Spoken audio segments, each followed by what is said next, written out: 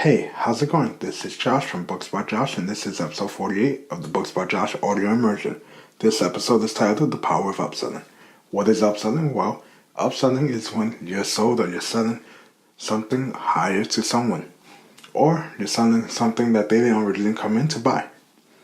I used to work in mobile, and in mobile, it was easy to upsell. I was upselling all the time. Why? Because no phone should have no screen protector and no case on it. I was telling my little cousin nearly 5 minutes ago that his phone is cracked because he doesn't have a case on it. But I also had to upsell other things such as a tablet and a hotspot. These kind of things were not essential in my eyes, so it was hard to upsell. What do I mean? Not essential. Well, I feel like I said cases are essential to a phone because it protects it. Not everybody needs a tablet. And I had that mentality throughout my career in wireless. And I didn't sell that many tablets because of the fees. Mind you, I'm actually recording this on a tablet that has cellular because it helps me in my productivity. But the whole thing is you need to upsell in order to make a living and be profitable in anything in life.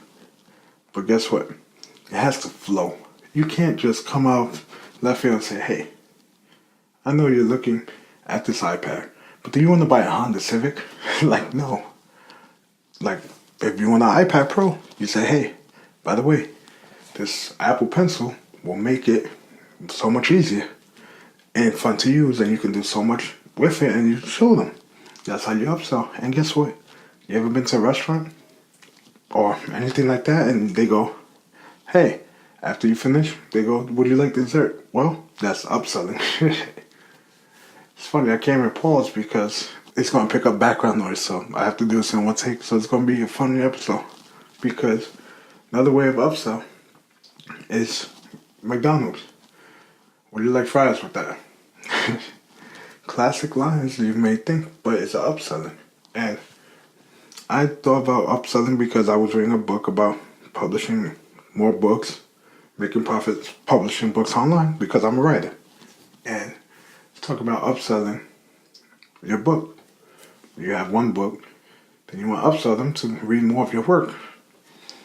And you have to leverage whatever platform you currently have, social media, your blog, podcast, whatever, with a call to action, which is basically a plan for the person to do after they finish reading or doing whatever, which is, hey, subscribe to my newsletter, hey, read my book, things like that. But in any business, my uncle has all the parts, and in his all the parts, you come in for an antifreeze, and guess what? You may need something else. You gotta say, hey, how's your windshield wipers? Hey, when's the last time you got tune-up? You know? Because it generates a profit. If you just sell somebody what they come in for, you're basically a clerk. And I was told this so many times when I first started in retail because I honestly didn't understand how powerful the upselling is. And it's very important in sales and in business to generate profit. And I worked for another phone company in the beginning. And I never upsold there because I'm like, why? But before that, I was a computer technician. And to gain hours, I had to sell services.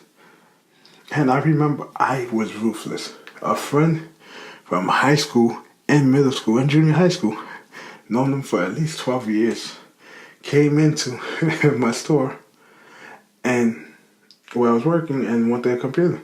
Computer was on sale for $400. After I started putting services and other things on it, it was over $1,000.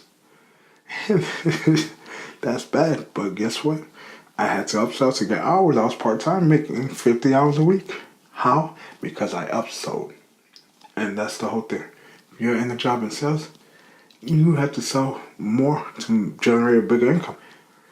If you're selling cable packages, if you sell basic package, you may make $10. If you sell triple play, you may make $20. But if you sell premium with HBO, Showtime, Cinemax, Stars, DVR, 3 boxes, you'll probably make $100, you know? That's the whole thing. It's a mentality thing. You have to see it as something that the customer can't live without. And like I said, it has to flow. It has to come out natural.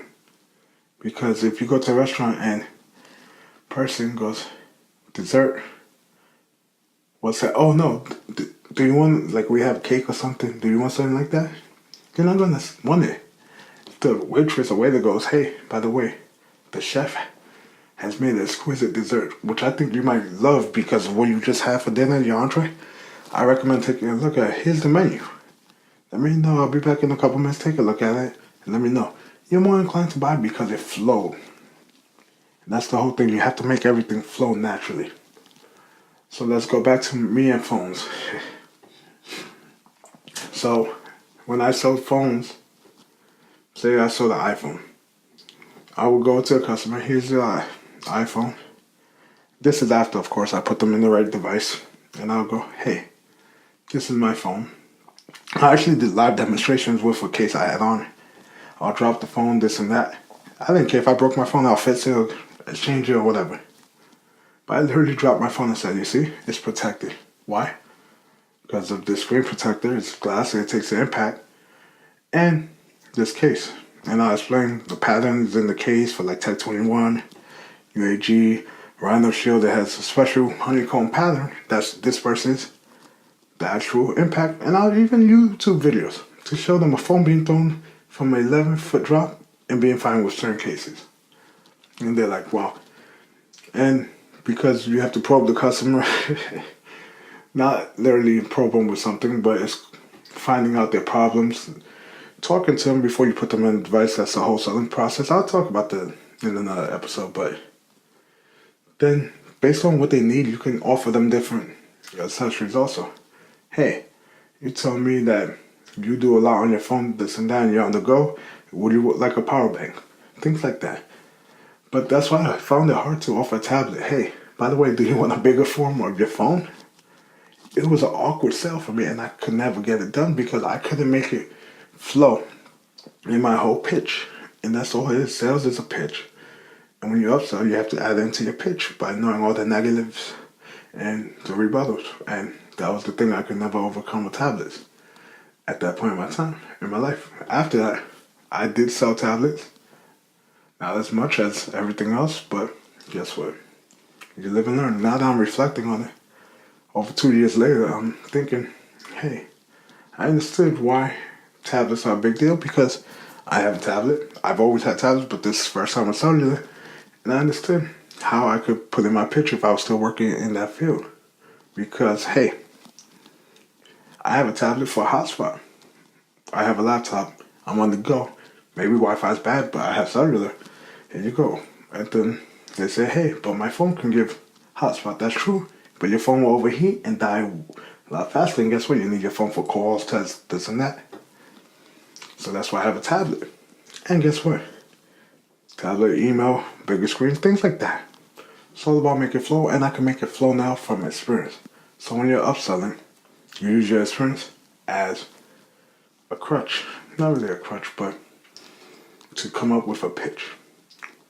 I know this episode turned out rather long, ranty, but the whole thing is upselling is important in a business because if you don't generate profits, you don't stay in business. And upselling lets your customers see more of the products you have. And if they like, guess what? They'll recommend more customers. But that's it for this episode of the Books by Josh audio immersion. And hope you enjoyed it, because if not, maybe you enjoy the next one. If not, keep listening. If you don't enjoy none of them, I have nothing to tell you, because I just tell it like it is. And I'll catch you guys in the next one. See ya.